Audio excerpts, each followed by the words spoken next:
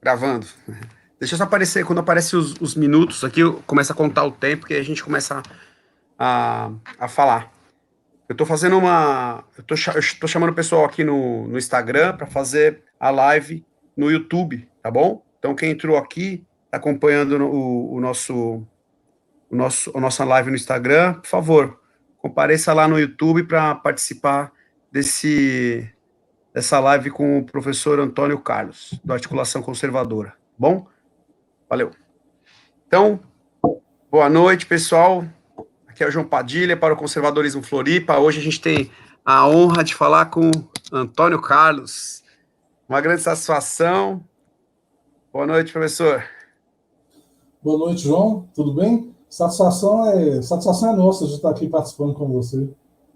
Que bom, é uma grande honra, porque a gente acompanha o Articulação Conservadora, né? A gente, aqui em Florianópolis, a gente tem um grupo razoável, eu sempre recomendo o Articulação Conservadora, e a gente ouve muito você conduzir, né, as lives ou os hangouts, e surgiu essa curiosidade de a gente aprofundar um pouco, né? Porque eu acho que você está muito bem à altura de todos os teus entrevistados ali nos hangouts, então eu acho que falando com a Juliana, também com a Simone, delas, pô, precisam conversar com o Antônio, ia ser bacana. Então, para a gente é uma grande honra, viu? Obrigado. Rapaz, é meio novidade para mim estar do outro lado, né? Não estar fazendo as perguntas. Eu descobri que eu sou um pouco tímido do país, apesar de ser professor e tudo mais.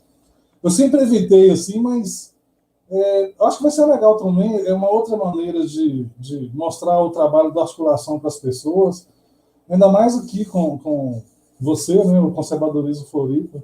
A gente está sempre junto aí, vários integrantes da articulação participando de hangout aí no seu canal. Então a gente tem uma parceria muito bacana e eu acho que vai ser legal conversar e bater um papo aí. Sim, ó, já está engordando aqui nossa audiência, é o Diego. Boa noite, doutor. A Simone, a Juliana Balestrin, o Guilherme também está participando. Então, vamos tocar ficha aí, né? Porque tem bastante coisa para falar aí, né?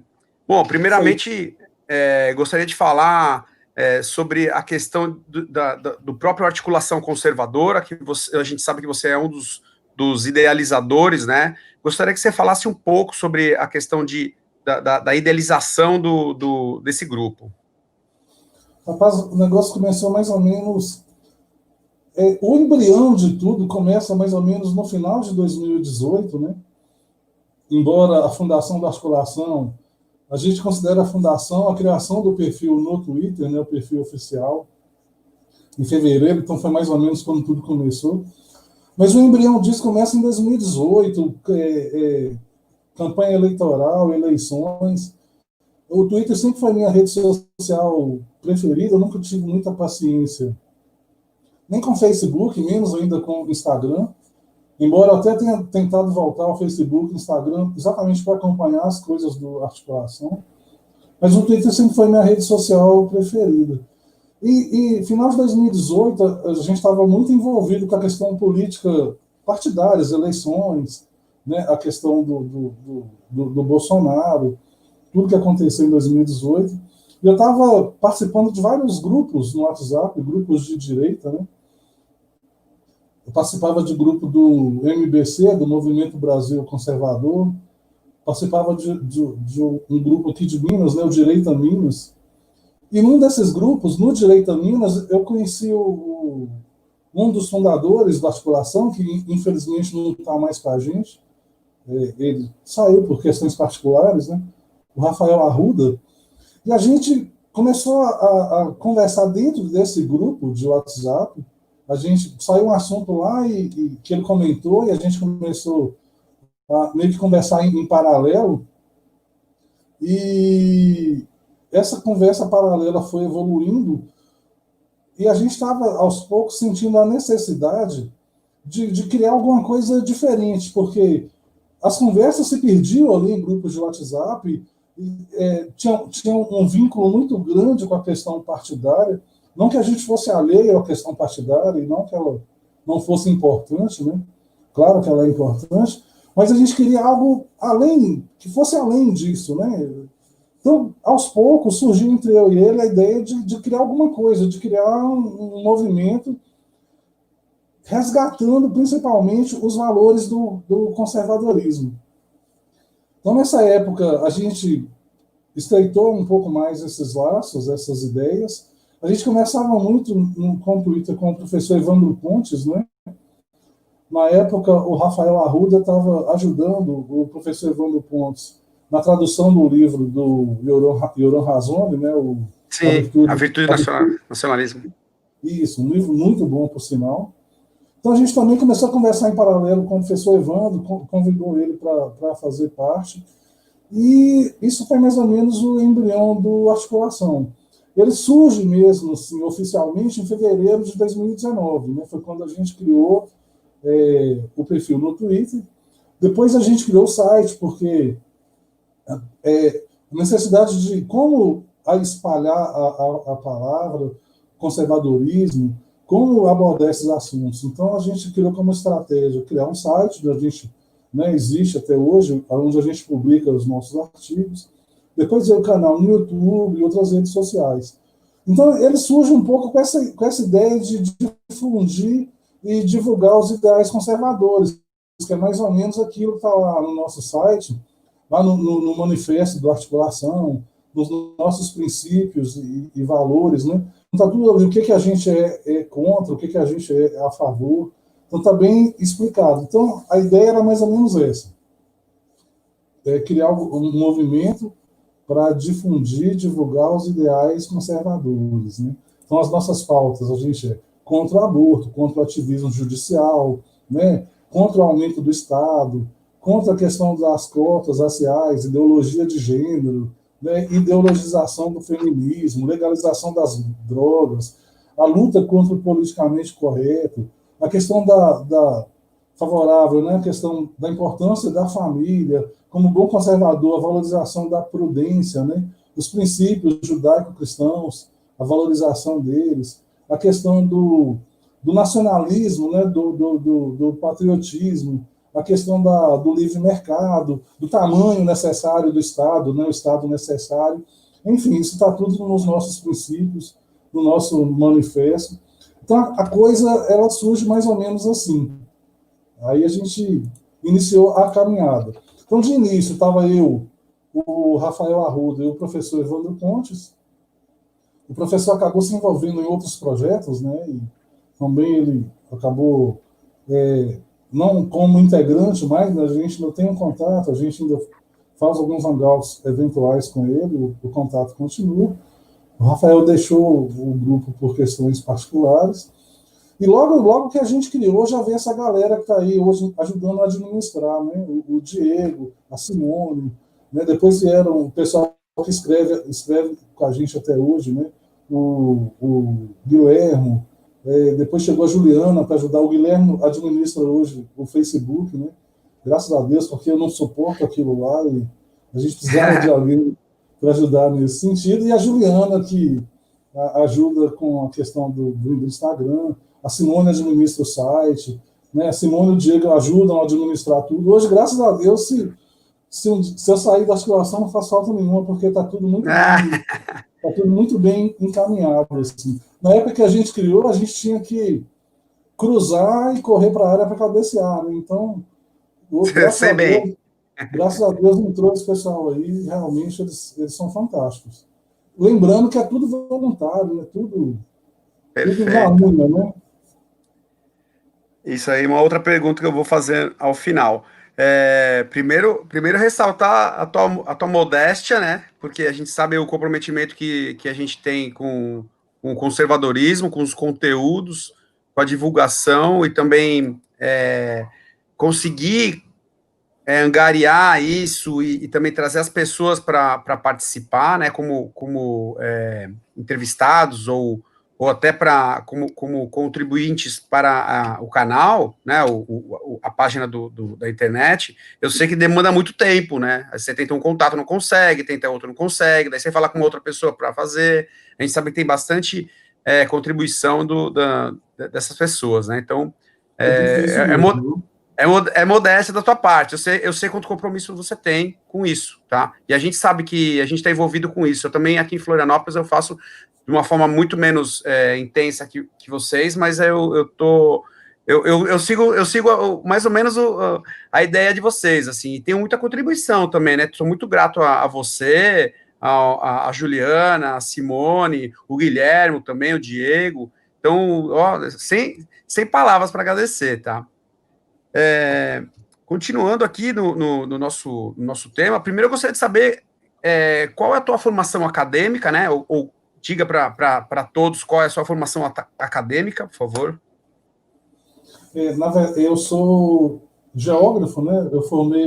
Eu fiz graduação e mestrado em geografia e trabalho atualmente como professor, né? Professor na área de geografia. Ensino superior e agora atualmente no ensino médio. Tá, qual é a universidade que você concluiu?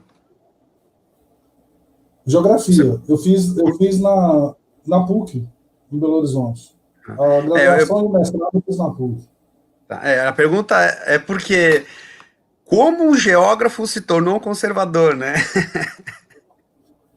Então, os cursos de humanidades, em geral, eles são praticamente tomados de professores mais ligados à esquerda, né, marxistas, esquerdistas em geral, e alguns cursos em particular, filosofia, história, geografia, eles são... É difícil sair de lá sem estar, de alguma maneira, ligado à questão da esquerda. Mas eu vou contar mais ou menos como é que foi a história, né? Deixa eu falar um pouco primeiro sobre o curso, né? A geografia faz parte desse cenário de humanidades, e na geografia existe uma presença muito grande, muito forte da teoria crítica, que na geografia se transformou em um dos principais paradigmas da geografia, que é a geografia crítica, né? A geografia tem alguns paradigmas importantes, eu vou ficar aqui apenas em 3, para a gente chegar logo na geografia crítica, falar um pouco sobre essa teoria crítica, né? Mas a geografia tem 3 paradigmas importantes. Então, a gente pode dividir 3 escolas, né? A gente tem a escola tradicional, a geografia tradicional. A gente tem a geografia chamada nova geografia, ou geografia teorética quantitativa, e tem a geografia crítica. Não são as únicas, existem outras, geografia humanista, mas eu vou ficar só nessas 3 por questão de otimizar o nosso tempo aqui também, e para o que eu quero explicar é o suficiente. Então, a gente tem a geografia tradicional, que era a geografia praticada no século XVIII e XIX, quase uma geografia conservadora, né? Não é bem isso, mas é quase a geografia conservadora, onde a gente tinha ali presentes, né, 2 escolas muito fortes, a escola alemã, que era uma escola mais determinista, né, era uma escola mais voltada à questão do espaço, da disputa do espaço, né, o tal do espaço vital de Ratzel, que depois vai servir de mote para o imperialismo alemão, e a gente tem a geografia francesa, que era uma geografia mais possibilista, que afirmava que o homem tem a possibilidade de transformar o meio, né, que o meio não determinava. Essa geografia ela ficou famosa no século XIX pelas grandes enciclopédias, né, que eram trabalhos geográficos gigantescos, né, de Vidal de Lablache e vários outros, onde eles faziam descrições enormes das regiões, né, descrições muito detalhadas do modo de vida, dos fatores físicos, dos fatores naturais. É uma geografia altamente descritiva. Essa geografia ela vai predominar até o início do século passado, quando, a partir do final da Segunda Guerra Mundial, vai surgir o que foi chamado na geografia de nova geografia, que é a geografia quantitativa, né?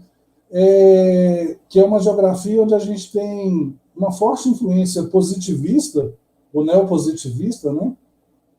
Era uma geografia que utilizava muitas ferramentas matemáticas, muitas técnicas estatísticas, né? Empregava geometria, modelos, formulação de leis.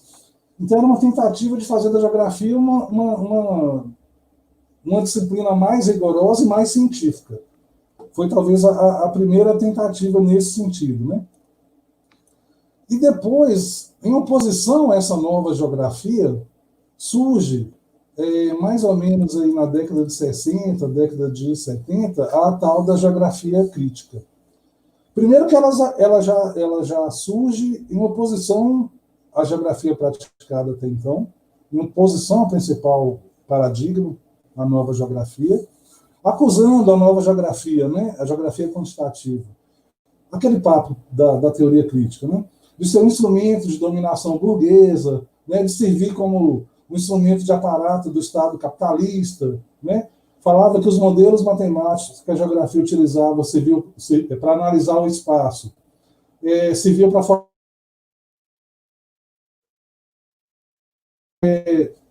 acusava essa nova geografia de estar a serviço do imperialismo, né, a serviço do Estado em geral.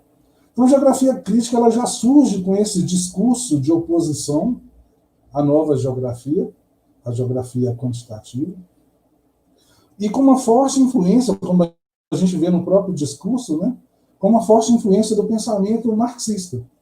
Então, era uma geografia militante, era uma geografia politizada, que fazia uma forte crítica tanto à nova geografia quanto à antiga, aquela geografia tradicional do século XVIII, século XIX. Era uma geografia que primava, né, pela politização ideológica do discurso geográfico, né? Era uma geografia que era contra todo o discurso anterior. Tem alguns expoentes muito conhecidos dessa geografia crítica no Brasil, que é o Milton Santos, né, um escritor baiano, se não me engano, advogado e geógrafo, e que escreveu muitos livros ligados à geografia crítica.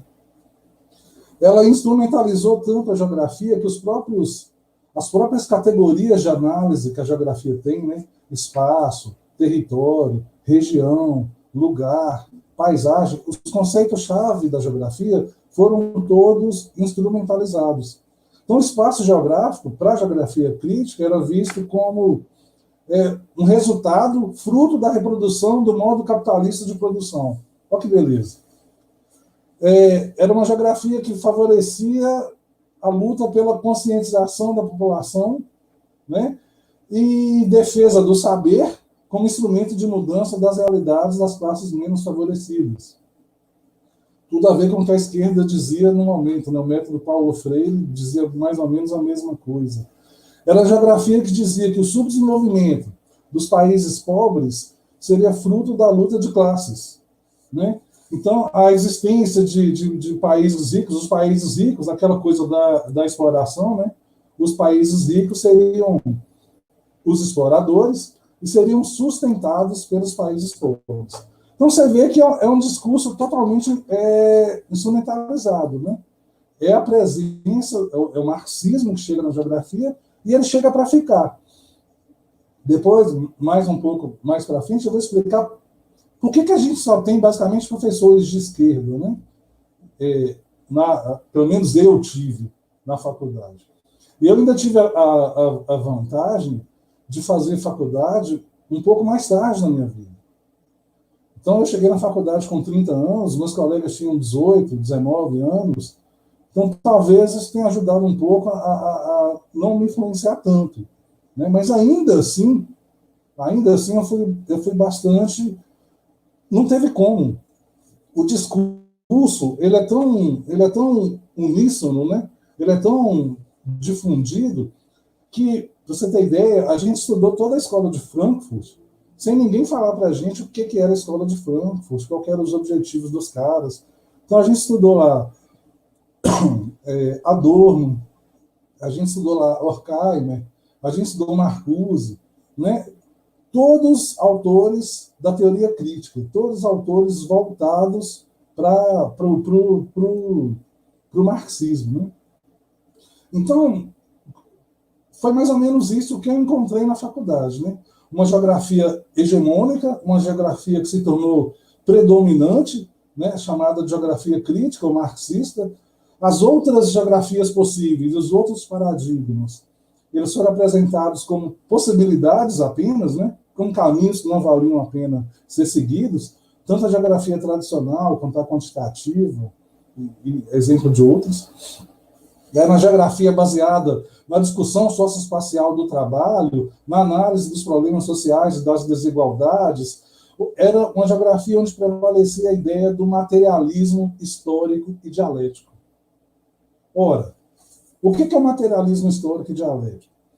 É aquela ideia de que nós somos o que as condições materiais determinam. Nós somos fruto um certo determinismo aí, né? Nós somos fruto dessas condições materiais. Somos produto das relações. E nossa forma de ser e pensar nasce dessa relação. Então, de onde vem essa geografia repleta dessa crítica, teoria crítica, repleta desse materialismo histórico e dialético? De onde que isso vem? Qual que é a origem do pensamento esquerdista na geografia? E o que eu estou falando aqui aconteceu também em outras áreas da humanidade. Eu estou falando na geografia porque é mais ou menos a minha praia, aconteceu comigo, né? Então, olha só, como é que chega a teoria crítica, como chega a dialética, o materialismo dialético na geografia? Marx não é o pai da dialética, óbvio, nem é o pai da teoria crítica, da crítica em si, né? A dialética é um negócio muito mais antigo do que andar para frente.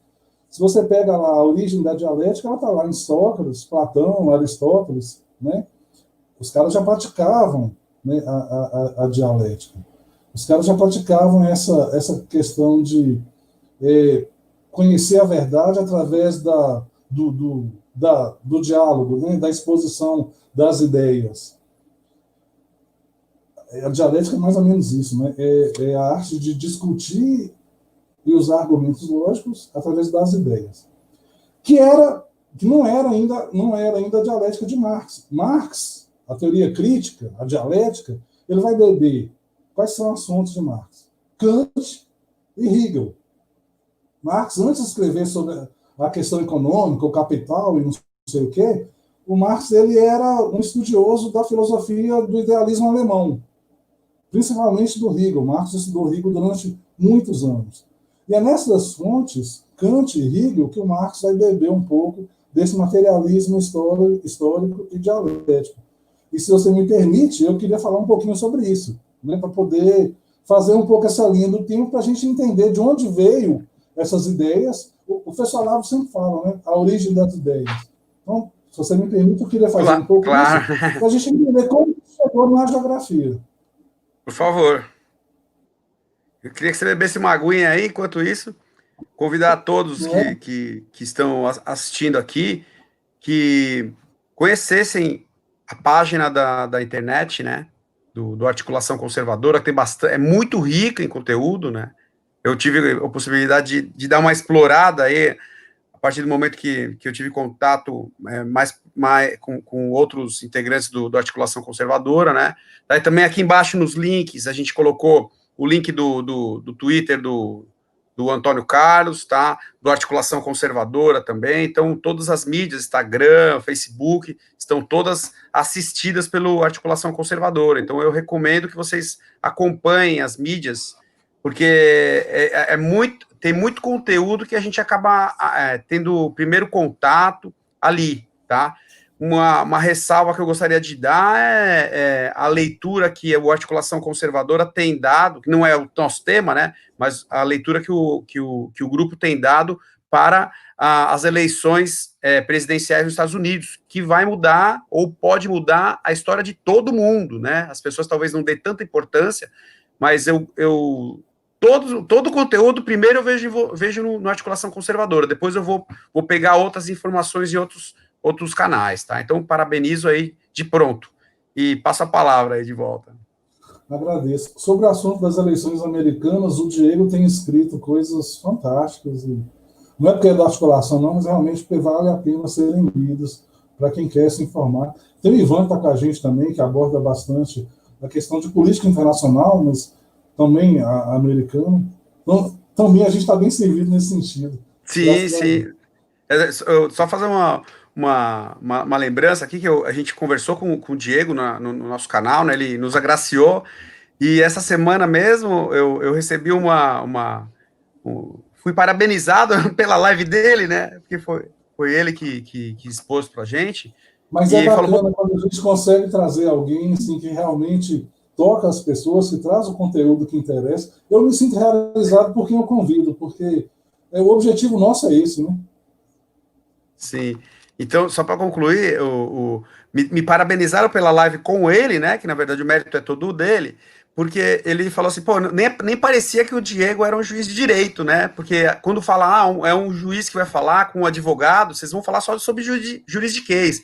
E na verdade foi um conteúdo muito denso, mas sem totalmente acessível. Então foi isso que eu recebi de uma pessoa que não é da área do direito.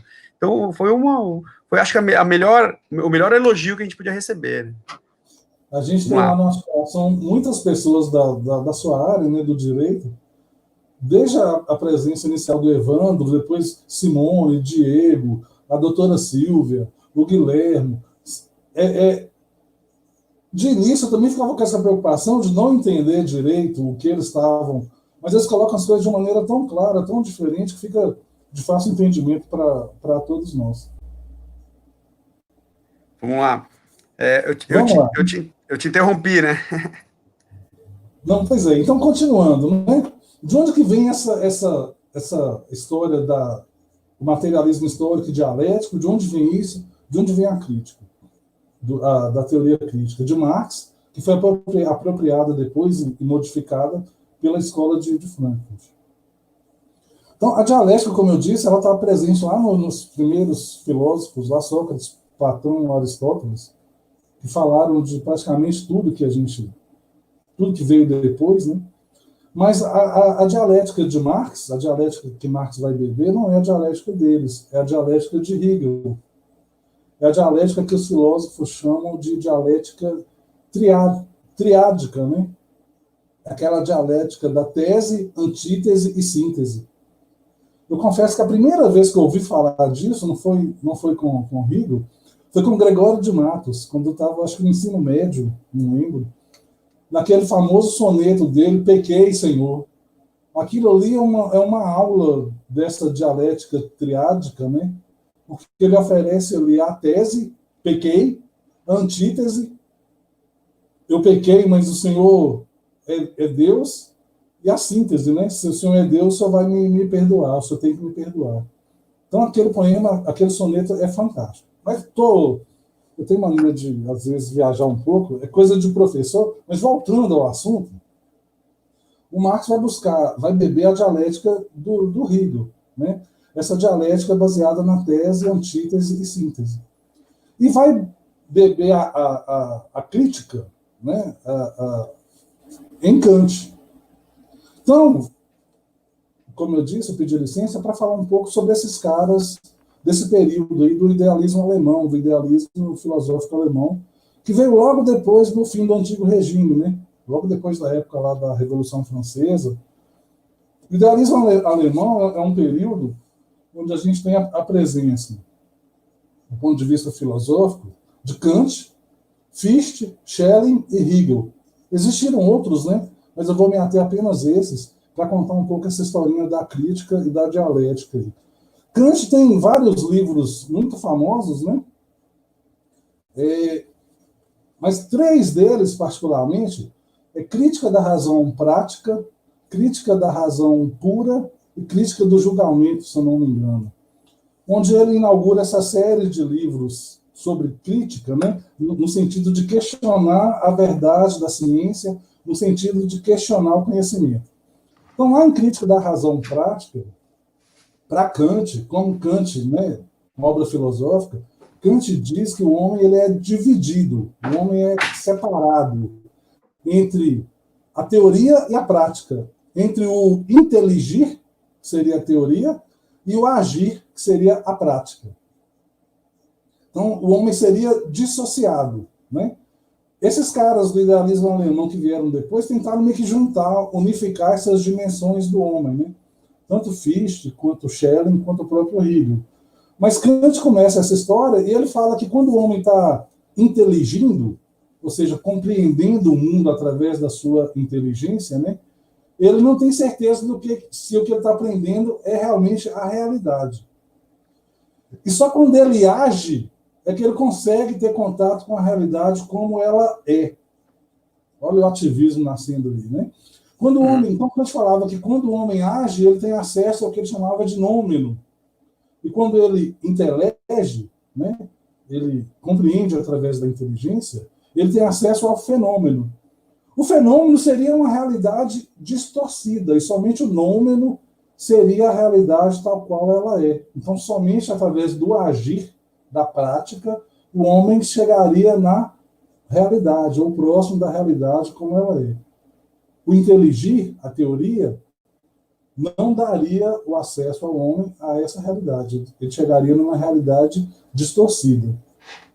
Então, olha só que interessante. Para Kant, o homem, então, não tem acesso ao mundo como ele é, né? Então, o homem é incapaz de alcançar a verdade, mas ele é capaz de agir moralmente. Então, isso significa que quando o homem age, ele é mais nobre do que quando ele pensa. Então, o agir passa a ser a parte nobre do ser humano. E o pensar, o inteligir, passa a ser uma coisa perdida em si mesmo. A consequência disso, nas obras de Kant, fica bem claro, é que a verdade não existe. Ou se ela existe, o homem não consegue ter acesso a ela, a não ser que seja através do agir. Então, a gente tem aí uma relativização da verdade, né? Quase que o Kant traz a questão da subjetividade para essa área do conhecimento.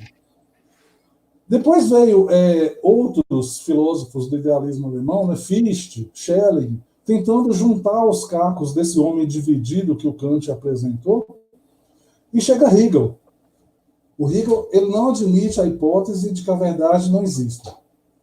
Então, para Hegel, o conhecimento e a verdade seriam construídos a partir da dialética. Aquela dialética dividida lá em 3 partes, né? Aquela dialética que eu falei mais no início, aquela dialética triádica. Então, para Hegel, né, o conhecimento e a verdade seriam construídos a partir da tese, da antítese e da síntese.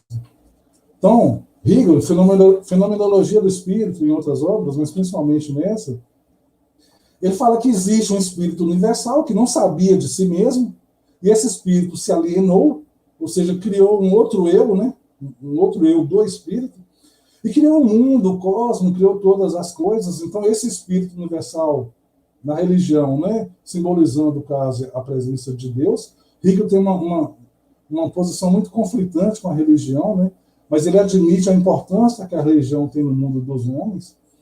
Mas, voltando ao assunto, então, esse espírito universal, ele se alienou, e nessa alienação ele tenta se reconhecer nesse outro que ele projetou. Então, Hegel dizia que esse espírito universal ele está criando o tempo inteiro um processo de tese, antítese e síntese, para se conhecer completamente e para poder chegar na verdade. Então, Hegel dizia que isso é um processo dialético, ou de dialética, que se move pela história, que existe desde os tempos antigos, e que é assim que nós chegaríamos à verdade final e absoluta. Para Hegel, tudo passa por um processo dialético. Até o que ele estava vendo no idealismo alemão, para ele era dialético.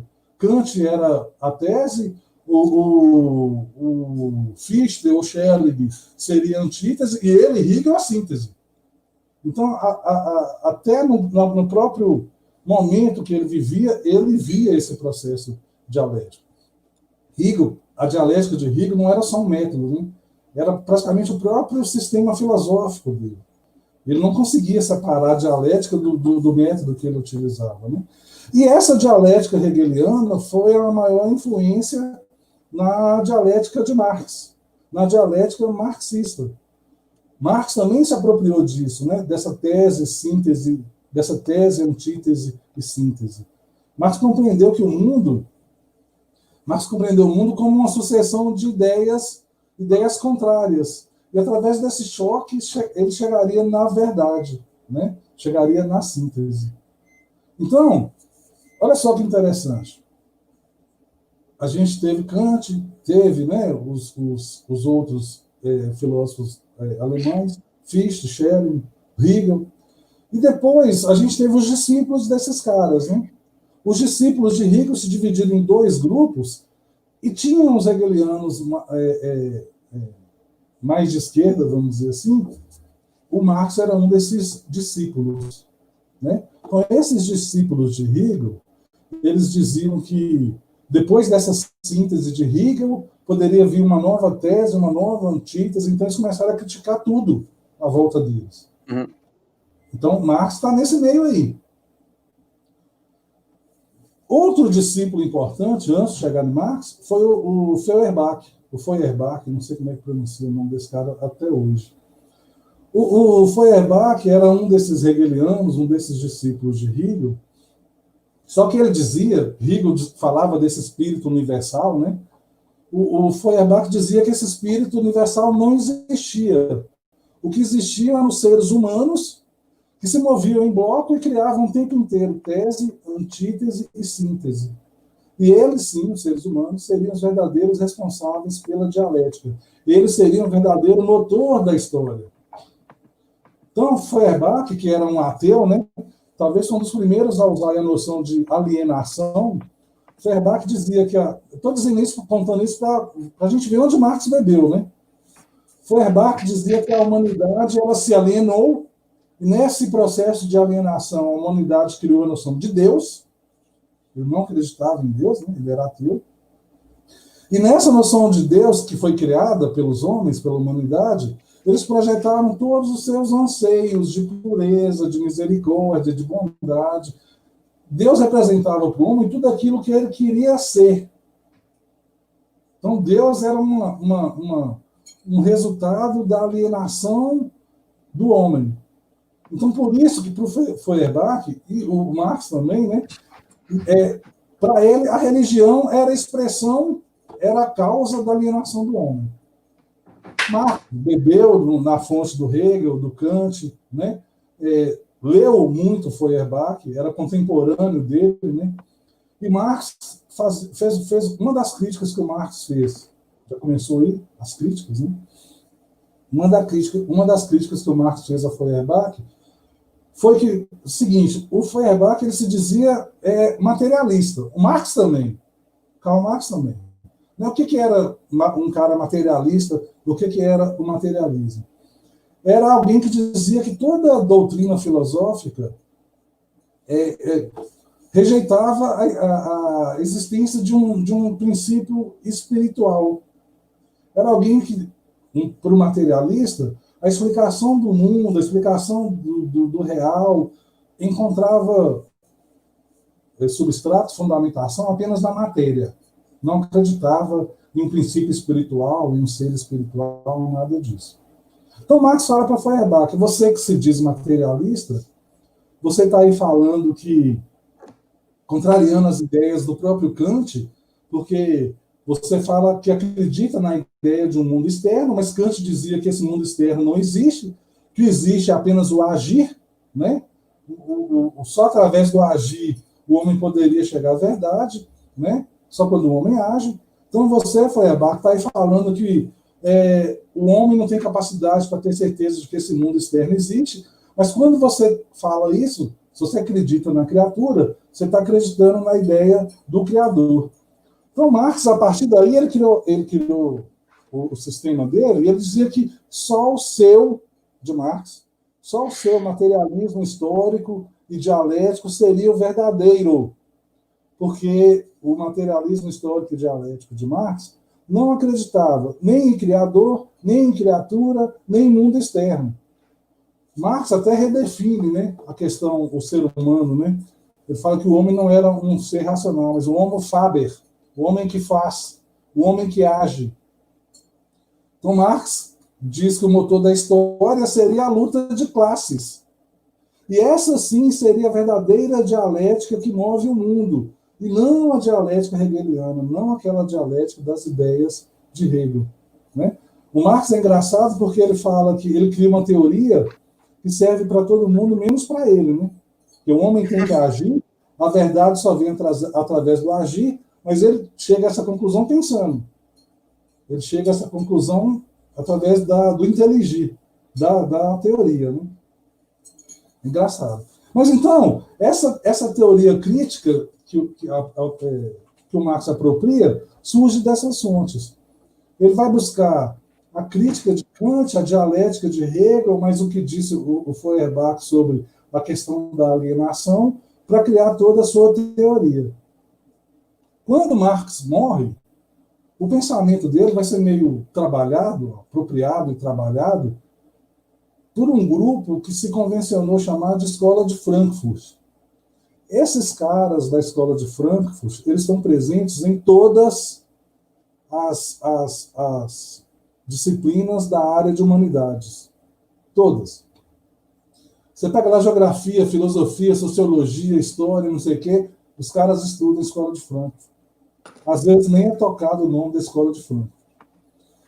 Mas essas ideias do Marx, da teoria crítica que ele construiu, do materialismo histórico e dialético, né, da questão da luta de classes, foi apropriada por esse grupo. Como que surge a escola de Frankfurt? Surge primeiro com dois caras, né? Eu não sei o nome, eu sempre falei George Lukács, mas eu acho que a pronúncia correta não é essa, mas fica sendo, né? Surge com dois caras, George Lukács e Felix Weil, não sei também como é que pronuncia, que era o financiador, que era o cara que bancou a criação da escola de Frankfurt. Né? E eles convidaram uma série de pensadores para participar de congressos anuais como uma forma de fortalecer, acelerar e implementar as ideias de Marx, do marxismo. Eram todos os discípulos de Marx, Lukács, Weil, Felix Weil e todos os outros que vieram depois. Então, um dos primeiros palestrantes aí desses congressos aí que eles começaram no início do século XX foi Karl Koch.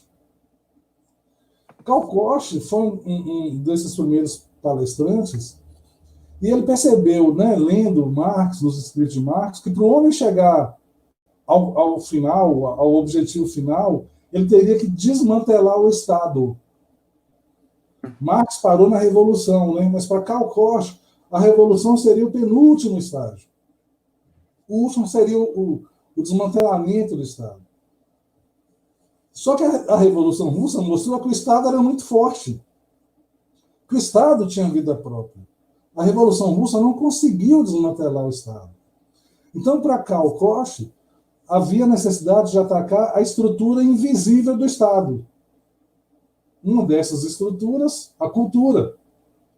Então surgiu o George Lukács, o Felix Weil, quando viram essa palestra do Karl Koch, convidaram ele, formaram um grupo de estudos, né, para aprofundar as ideias dele, e esse grupo depois deu origem à chamada Escola de Frankfurt. Uhum. Teve muita gente, muitos autores nesse grupo, né, Escola de Frankfurt. Os que eu estudei foi Marcuse, Adorno, Horkheimer, Walter Benjamin, né? Uns vieram um pouco mais depois, mais distantes dessa época, mas todos herdeiros dessas ideias da escola de Frankfurt. Então, quando um deles, né, o Horkheimer, Max Horkheimer, ele vira diretor da escola de Frankfurt, é que ele coloca em prática as ideias do Karl Koch, que era amigo dele. Então, eles chegaram à conclusão que realmente, né, tinha que desmantelar o Estado. Esse seria o último estágio da Revolução, e não a própria Revolução em si, e que para desmantelar o Estado se mantinha de pé devido a coisas como a cultura, as artes, a filosofia, e principalmente 3 instituições: família, educação e igreja. Então aí a gente já vai entendendo a bronca dos caras, esquerda em geral, com família, educação e igreja, né? Então, para Max Horkheimer e Karl Koch, era isso que devia ser atacado. Porque, para eles, se a cultura não for derrubada, o Estado não seria derrubado. E o instrumento, né, de derrubada da cultura seria o pensamento crítico, a teoria crítica de Marx, repaginada, reformulada pelas ideias da Escola de Frankfurt e depois por Antônio Gramsci, que eu nem vou falar dele aqui, só Gramsci daria outro Aham. outro hangout. Eu não sei se eu me alonguei demais, mas isso tudo para chegar aqui. Então, eu tive essa educação doutrinadora. Eu recebi essa escola de Frankfurt. Eu também busquei, por conta própria, ler esses caras. Então, como eu disse, eu entrei na faculdade um pouco mais tarde, e como eu lia muito, então, às vezes, eu lia sem professor pedir, lia Walter Benjamin sem professor pedir, lia Adorno. Muitos caras eu não conseguia nem entender direito, mas aquela coisa me soava meio que não condizia com a minha prática, como utilizar as palavras do professor Olavo, eu estava quase em dissonância cognitiva, né? Eu estava recebendo uma teoria que não condizia com o que eu acreditava na prática. Mas foi difícil de sair dessa doutrinação de esquerda. Eu só consegui sair mesmo quando eu entrei para o mestrado, na mesma PUC, onde eu tive uns professores mais conservadores, mais tradicionais, que me apresentaram outros textos, que me mostraram outras geografias, que me mostraram o valor da geografia tradicional, da tradição, né? Todas aquelas coisas que o conservador preza, esses professores intuitivamente me mostraram. Eles tinham, principalmente um deles, o professor Oswaldo Bueno, ele tinha uma resistência muito grande com a geografia crítica. Eu não sei se ele era um conservador, mas ele foi meio que despertando essa coisa da importância da gente valorizar o que já tinha sido feito na própria geografia, e que ninguém utilizava, que ninguém dava valor por causa da geografia crítica. Então, aos poucos, eu consegui sair desse domínio.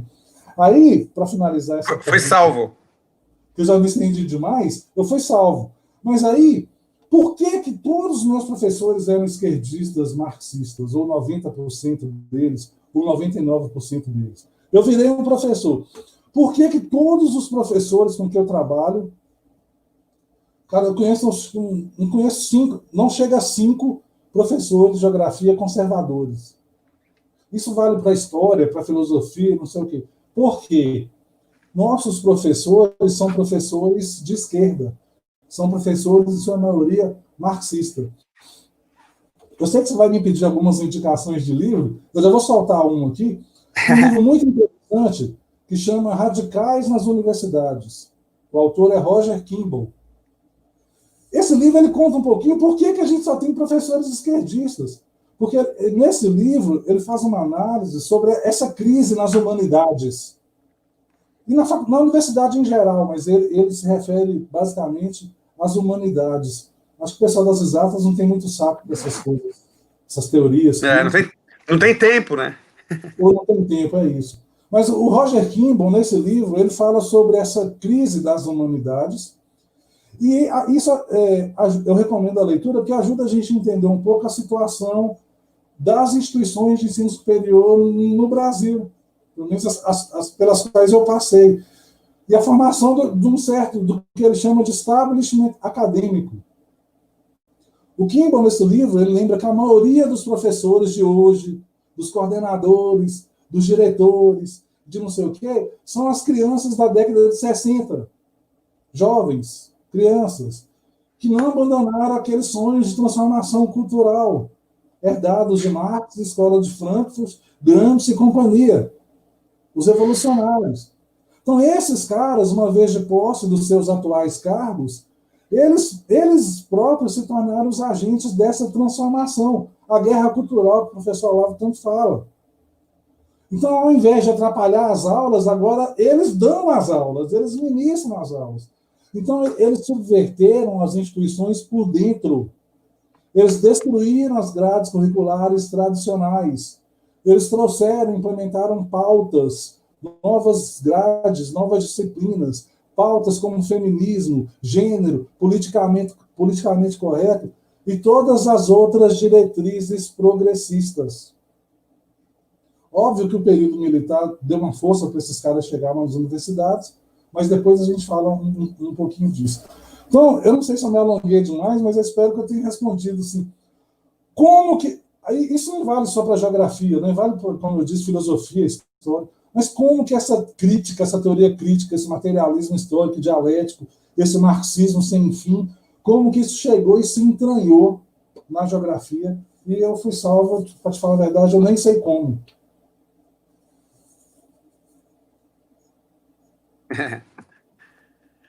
O Guilherme está falando aqui, ó, ainda bem que tem um Ratzinger para equilibrar um pouco, ainda bem. E trazendo um pouco essa realidade para o nosso país, como você acha que foi a adesão? Você já está falando sobre as universidades, né? Mas como que você acha que foi a adesão do próprio meio acadêmico, a receptividade desses ideais aí da Escola de Frankfurt, por exemplo? Total. Como foi absorvido? Como foi absorvido, tão bem absorvido, né? Porque falando sobre Gramsci, dizem que o país que mais aderiu ao Gramsci foi o Brasil, né? Não sei se essa é uma realidade. Olha, eu acho, eu já ouvi isso também, eu acho que sim, mas o Brasil é mestre nessas coisas, né? Essas porcarias chegam para a gente tudo atrasado e a gente adere a tudo. Positivismo, gramscismo, marxismo, não sei o que, a gente vai aderindo. Né? A gente é um oba-oba danado. Mas estava perguntando, Uma o esponja. jovem, é isso. O jovem, o Gustavo Cossão, outro autor e outro livro que eu recomendo, né? Gustavo Cossão, A Descoberta do Outro. O Gustavo Cossão, ele fala sobre esses voluntarismos fanáticos, né? Nesse trecho, em um determinado trecho desse livro, A Descoberta do Outro, ele estava com um casal de amigos e presencia uma discussão entre esse casal, né? Uma discussão sobre opiniões diferentes. E ele aproveita para falar sobre o reinado da opinião dos dias atuais, né? Então, para o Gustavo Corsão, a opinião acaba sendo uma atitude que o sujeito toma diante do objeto sem que o objeto realmente importe. O que importa é a opinião do sujeito, né? Então, para o opinador, as coisas não são nada, elas valem. Então, isso aí gera isso é um subjetivismo, é uma forma de subjetivismo. O Cossão critica muito o subjetivismo, e ele diz que isso gera voluntarismos fanáticos. Ele até brinca com aquela frase, penso, logo existo, né? O Cossão coloca lá, tenho uma opinião, logo existo. Então ele mostra por que os líderes revolucionários, né, são extremamente carregados de subjetivismo, eles querem fazer prevalecer a sua opinião, por que eles dirigem-se logo aos jovens e aos adolescentes? E por que essa doutrinação começa cedo? Eu estou falando aqui de universidade, mas hoje em dia ela começa mais cedo, né? Ensino médio, onde eu estou dando aula atualmente, não dou aula mais no ensino superior, ensino médio está cheio de professor doutrinador. Então, por que eles se dirigem aos jovens e aos adolescentes? Porque são pessoas, esses jovens e adolescentes, que eles ainda estão na iminência de formar suas primeiras opiniões. Então, para esses jovens, esses líderes revolucionários, esses professores, né, que surgem como um norte, alguém a ser seguido, então ele surge como encarnação das opiniões, como um salvador. Então, eu acho que isso é uma das coisas que ajuda, que explica por que tem tanta aceitação nessas ideias, né? Porque começa muito cedo. O cara não viveu nada ainda. Então, tudo para ele ali é verdade. Né? O mundo está resumido à luta de classes. Quando, na verdade, a luta de classes não funcionou nem nas guerras. Né? O mal da decepção do Marx vai ver que os proletários de um país lutavam contra os proletários de outro país. Então, assim, é uma teoria que nunca existiu na prática. Mas os caras acham bonito, acham verdade, porque são as primeiras opiniões de mundo com as quais o jovem toma contato. E você não tem o contraponto, né? Você não tem os professores de direita, e daqui a pouco eu falo por quê.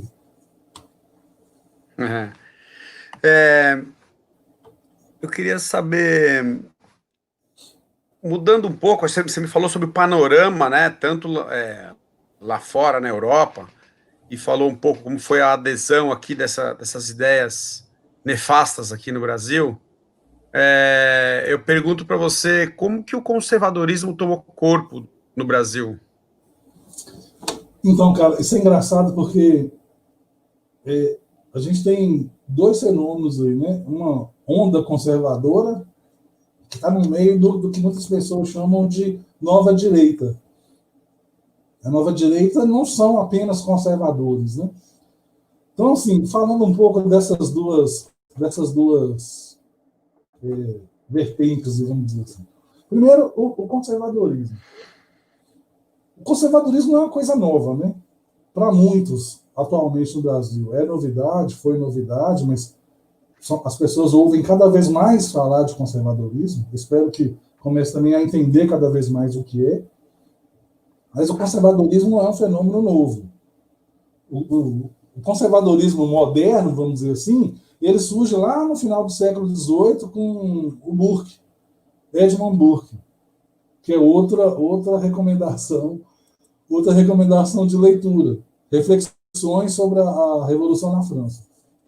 Então, para muitos, ele é o pai do conservadorismo e tal, embora ele tenha vindo de um meio liberal. Né? Mas isso é outra história, seria outro hangout também.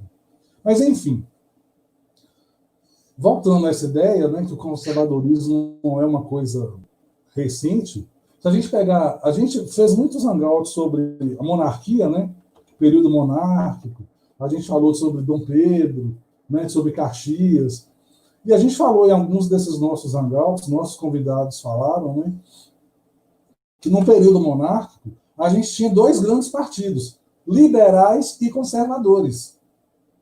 Na época, os liberais eram chamados de Luzias e os conservadores de Saparimas. Né? Então, assim, o século XIX no Brasil, o que a gente tinha em termos políticos era isso. E reproduzindo questão de direita e esquerda, né? A direita eram os conservadores, que se sentavam à direita do imperador, e os Luzias, os liberais, à esquerda. Mas então, o conservadorismo não é uma coisa tão nova assim, né? A gente já viveu um período onde a gente tinha no espectro político, basicamente, como eu disse, dois grandes partidos, liberais e conservadores, com figuras muito importantes na nossa época. Aliás, a gente tem figuras, que é outra questão que a gente sempre faz, outra coisa que a gente sempre faz questão de falar em alguns hangouts, né? A Simone até fortaleceu essa ideia também, de falar sobre essas nossas figuras históricas. Bonifácio, Caxias, a gente tem Dom Pedro, a gente tem os nossos pais fundadores, né? E eu acho que quanto mais a gente falar deles, melhor, né? Mas então, o conservadorismo no Brasil, ele estava ali, né? O que é depois, infelizmente, né? Vem a República, né? Os partidos liberal e conservador somem, surge uma miríade de outros partidos a partir do século passado e tal. Isso também é uma outra história. Mas o que é o tal do conservadorismo, né? O conservadorismo é um negócio difícil de definir, muito difícil. Se você pegar... É uma ideologia? Pois é. Se você lê os autores conservadores aí, uns dizem que é ideologia, outros que não é ideologia. Aliás, em geral, ideologia... O César Ranquetar, ótimo. A gente fez um hangout só sobre esse livro aí, da direita moderna à direita tradicional. Genial. Outro livro genial que eu recomendo para todo mundo. Inclusive, eu não sei se vocês falaram com ele, né? Mas a gente falou, recomendo assistir esse hangout, porque é uma aula. Viu, professor? Desculpa interromper. Eu tive a oportunidade de conversar com ele e eu já tinha assistido a live com vocês, né? O Hangout, e também ouço o podcast, né? Com mais frequência. Então eu já tinha passado uma ou duas vezes ali e eu falei, a gente vai conversar basicamente do que você já não falou, né? Então a gente teve a oportunidade de conversar na nossa live ali assuntos que não tinham sido pautados, porque o livro dele é uma enciclopédia. O livro dele é excelente. O César é uma pessoa muito bacana. Esteve com a gente lá na articulação durante um tempo, depois saiu por causa de projetos pessoais, óbvio que isso faz parte, mas a gente tem contato ainda e deseja toda a sorte do mundo para ele. É um cara muito inteligente. é um cara muito ligado à tradição, né? Sim, Tradicionalismo. Muito mais, é isso aliás, aí. talvez ele seja mais tradicionalista do que conservador. Uhum. Mas isso é assunto para outro hangout também. Mas É, então, a você gente já estava tem falando 4 aí, hangouts aí. vai, pois é, isso é ótimo, né? Mas você estava falando aí de ideologia, né? A palavra ideologia ela ficou muito carregada, principalmente depois de Marx, né? Porque antes de Marx, a ideologia estava ligada à doutrina de ideias. Marx mudam, transformam um pouco a utilização dessa palavra ideologia. Então, alguns autores dizem que o conservadorismo não é uma ideologia. Mas é difícil achar assim uma definição. O outro cara que eu recomendo, João Camilo de Oliveira Torres, tem um livro brasileiro, conservador, tem um historiador conservador, tem um livro muito. Ele tem vários livros, né? A Democracia Coroada, mas eu falo aqui dos construtores do Império. Nesse livro, João Camilo conta um pouco dessa história do Partido Conservador no Brasil, que é um livro que vale a pena ser lido também. E ele fala em determinado momento do livro que o conservadorismo, ele fala mais ou menos isso, né? Que o conservadorismo é uma posição política que reconhece a existência, reconhece que a existência das comunidades está sujeita a determinadas condições e que as mudanças sociais, para serem justas e válidas, não podem quebrar a continuidade entre o passado e o futuro. Muitos autores falam da mentalidade conservadora, né, que é exatamente esse equilíbrio entre o passado e o futuro, entre o antigo e o novo, entre aquilo que permanece e aquilo que muda. Né? Eu acho que o mais importante na definição do que é ser conservador, para a gente chegar nesse conservadorismo brasileiro, é a visão de mundo. Enquanto o progressista, o esquerdista em geral, tem aquela ideia, aquela visão de mundo do homem perfeito, né? O sujeito cheio de qualidades, que chegou com a solução para resolver todos os problemas da humanidade, né? E te bota para fazer revolução. O conservador ele tem aquela visão de mundo diferente, né? Aquela noção de que o homem é um ser limitado e é um ser imperfeito. Aí você tem divisões entre conservadorismo pessoal, conservadorismo político, que também é uma outra discussão. Acho que a gente vai até falar um pouco disso lá na articulação um dia desse aí. Eu acho que você vai estar participando desse papo também. Mas então, e eu não quero entrar nessas discussões, vamos deixar isso para outro momento, né? O fato é que esse conservadorismo, ele que meio se reacendeu, né? Nessa onda conservadora, nessa nova direita que surgiu. Mas ele morreu no século XIX e ficou o século XX, no Brasil principalmente, né? Praticamente todo o século XX esquecido. Principalmente na segunda metade do século XX.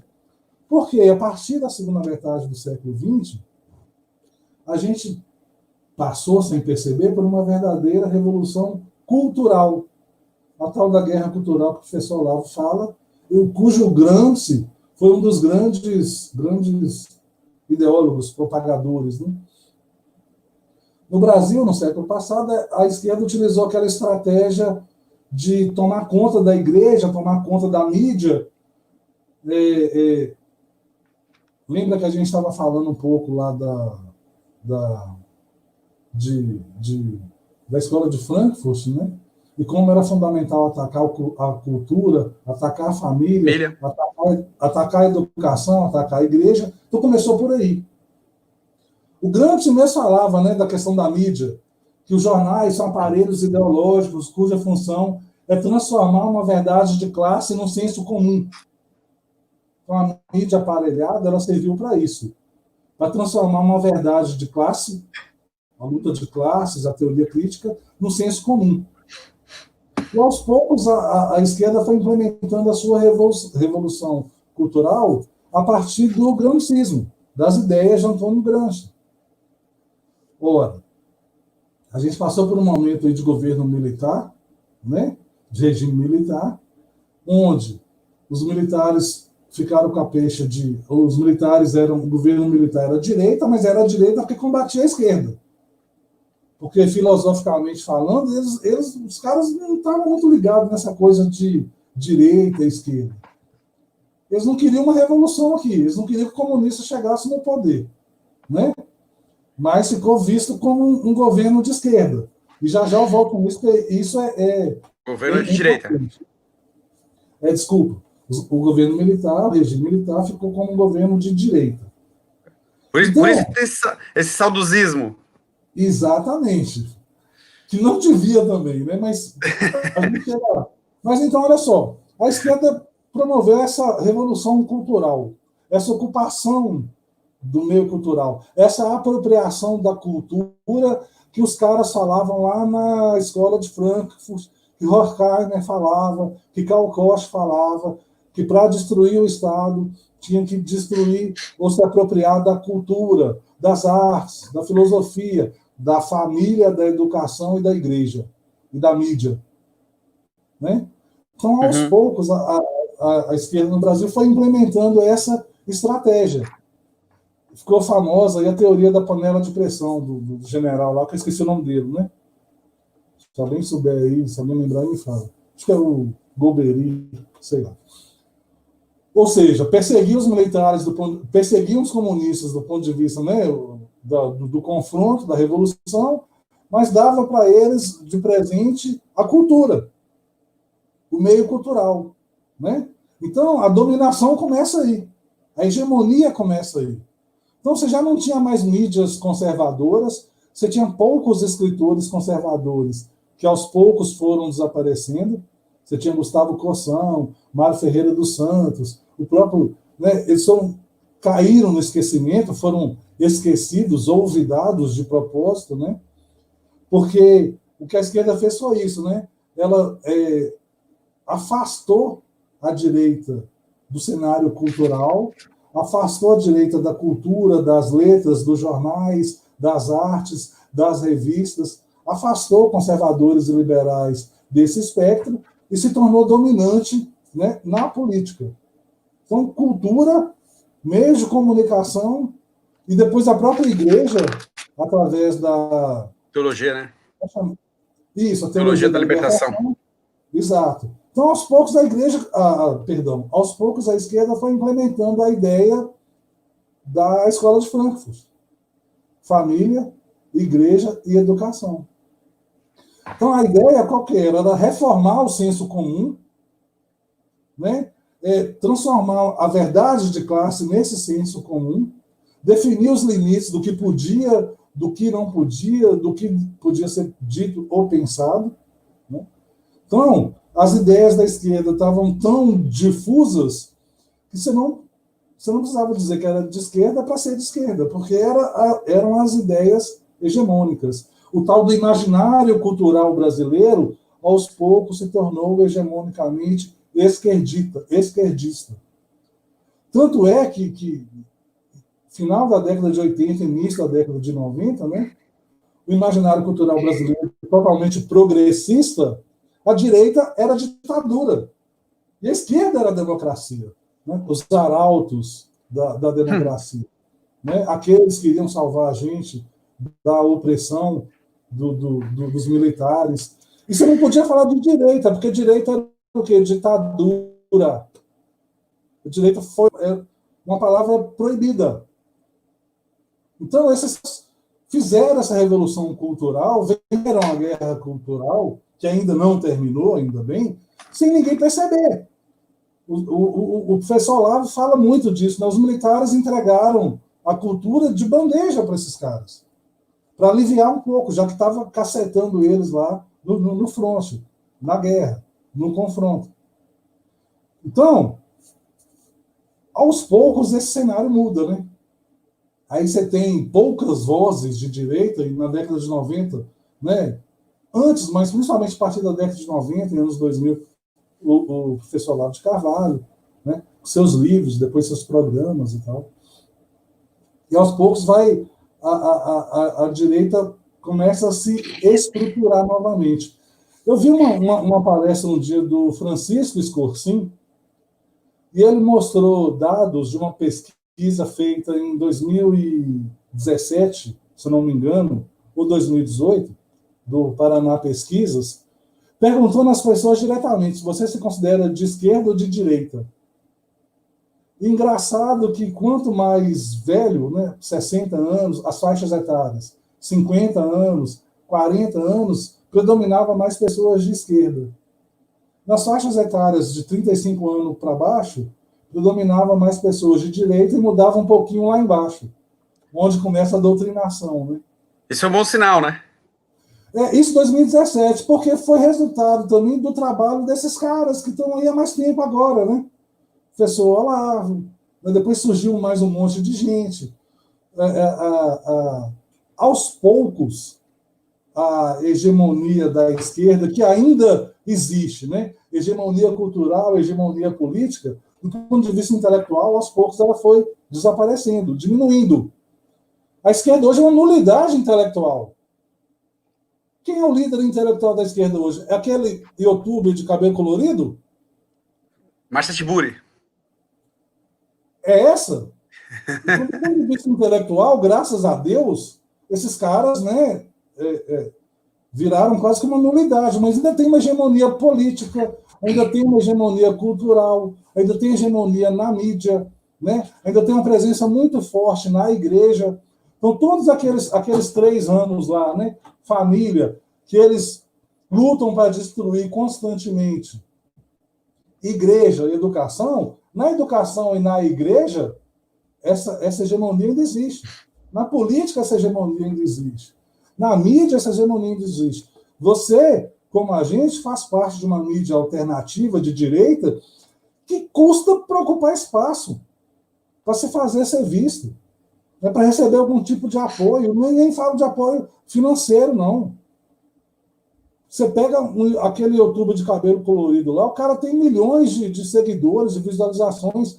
Às vezes a gente está aqui fazendo um trabalho, aquela coisa que o Olavo fala, né, de divulgar a cultura, de atacar a cultura, a gente está aqui tentando ajudar nisso. Poxa, e é difícil da gente fazer a nossa propaganda, de chamar pessoas, de trazer pessoas para cá. Então essa hegemonia, ela ainda existe, né? Ela ainda está presente.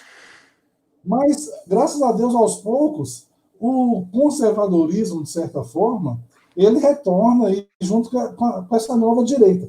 Fazendo aqui uma brincadeira, uma provocação, mas uma realidade, a nova direita a gente tem aí, basicamente, né? Vamos pegar aqui, conservadores e liberais.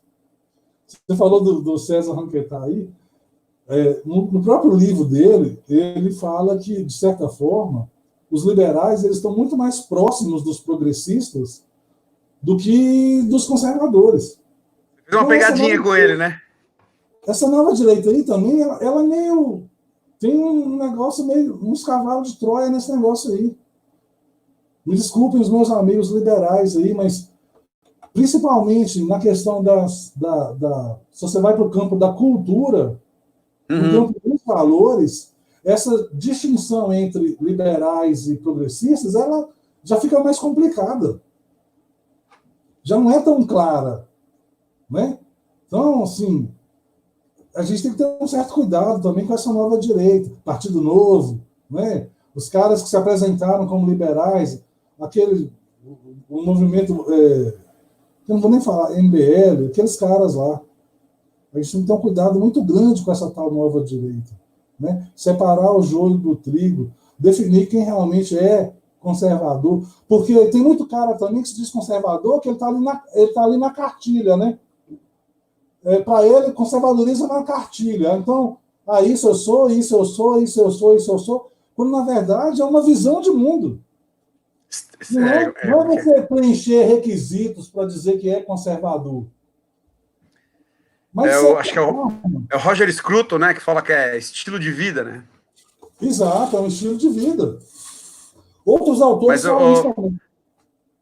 Antônio, só lembrando uma passagem do Hangout que você fez com o César Ranquetá, em determinado momento você pergunta, tá, mas e os liberais, eles são de esquerda? Ele deu aquela...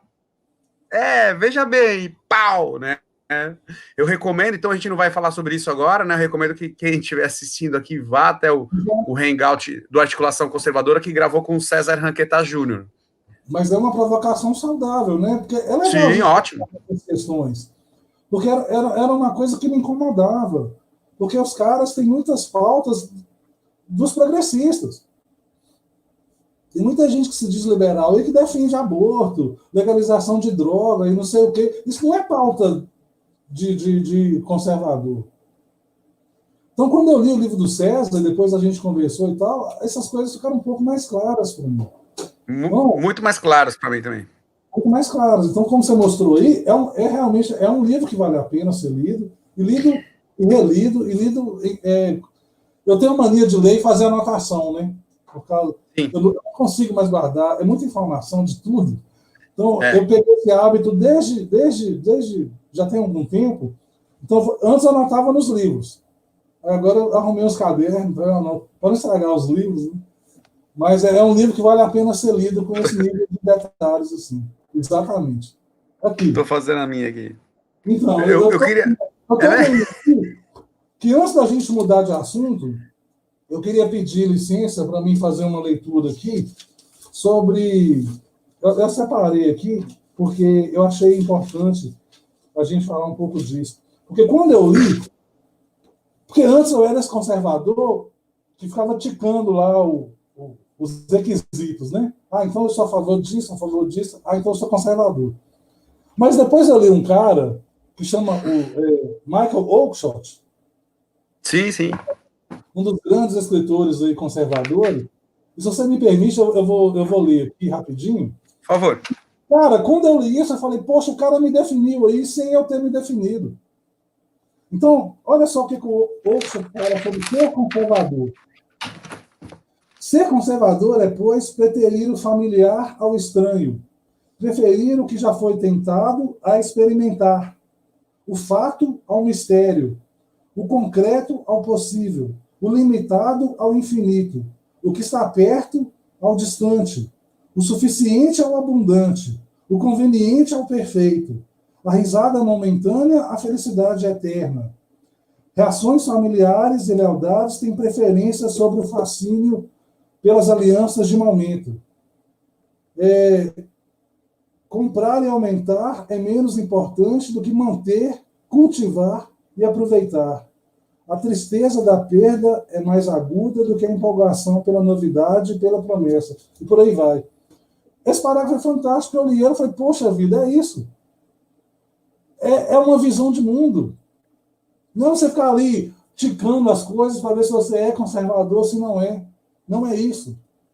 Então, se você não desenvolveu, não tem essa visão de mundo, você tem que passar a tentar conhecer e entender o que é essa visão de mundo.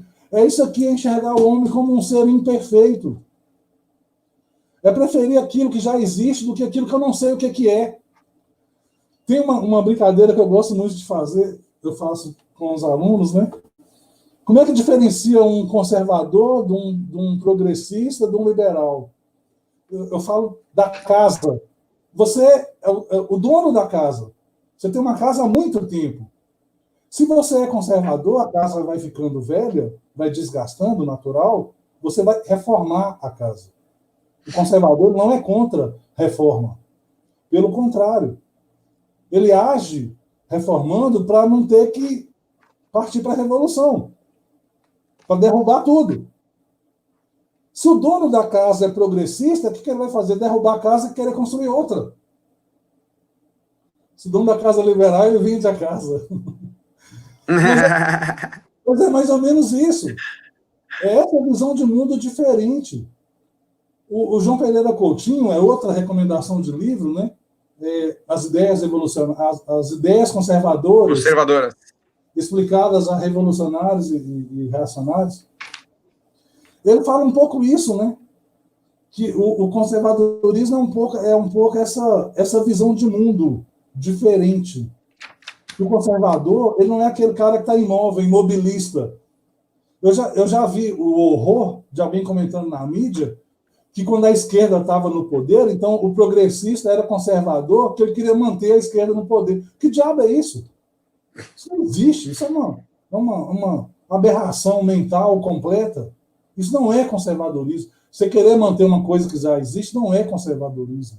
E uma coisa ruim, né? E principalmente uma coisa ruim. O conservador, em geral, ele está ligado às tradições que são boas, que são benignas. Ele não pode aceitar tradições ruins, coisas ruins. Então, o João Pereira Coutinho fala, o conservador, às vezes, ele age preventivamente, ele não é aquele cara que fica imóvel vendo as coisas acontecerem. Ele faz reformas quando necessário. Né? É aquele cara, o político conservador tem que ser aquele político que vê antes e faz as reformas antes que a coisa estoure, antes que não tenha mais jeito. Então, só para concluir a sua pergunta, né? Eu vejo dessa maneira, o conservadorismo no Brasil realmente está incorporando novamente.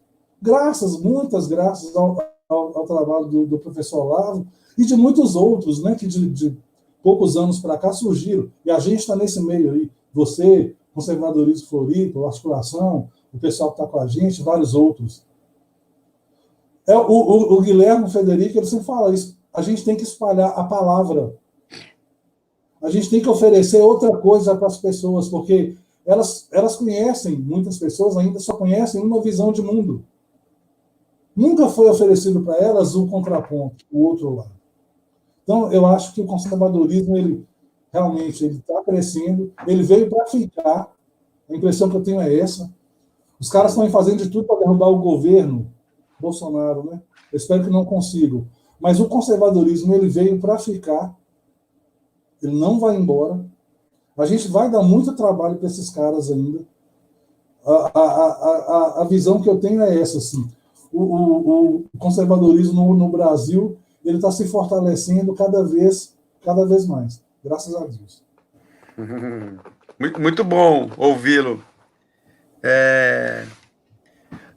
A gente tem, ao longo dos dias, a gente participa de alguns grupos, né, de WhatsApp, a gente percebe assim, a insatisfação das pessoas também, e a questão imediatista, né? A gente percebe bastante a preocupação das pessoas, achando que o mundo vai acabar no dia seguinte, ou que vão derrubar o governo, ou que vai haver, o que nós vamos fazer agora, vamos chamar os militares, né? Então, várias questões nesse sentido, assim.